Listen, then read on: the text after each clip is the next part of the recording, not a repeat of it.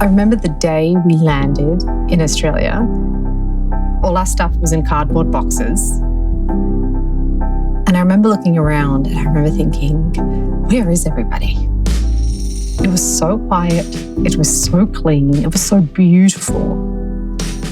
The early years were hard. I did not see anyone on TV that looked or sounded like me. There were all these news anchors that we absolutely loved. But did they look like me? No. Did they sound like me? No. And I was very much going down, I'm going to study business.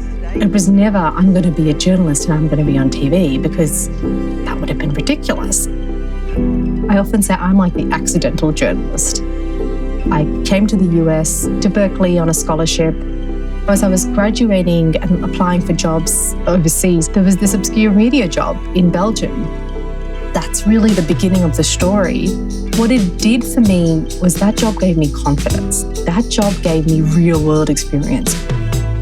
And it was stuff like that that began to make me go, I like this. I want to explore this. How do I do this? The Jefferson Fellowship came at a super important and interesting time in my life.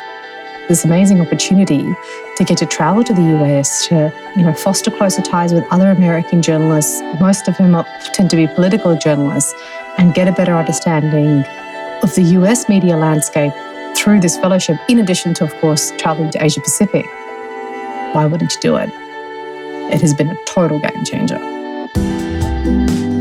It launched #TalkAboutIt, which ran for 7 seasons, won an award for an episode we did on international education. That show basically helped me eventually get onto ABC News Breakfast.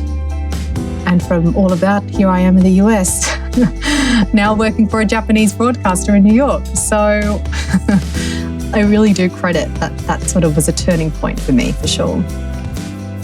I'm still very much on the journey. My goal or my dream is to be a part of the US media landscape.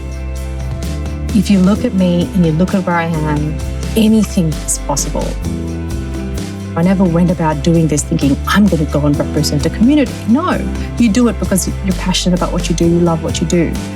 And if a positive side effect is that there is a teenage brown girl watching you, believing that she can also be there, I mean, wow, I can't imagine anything better than that.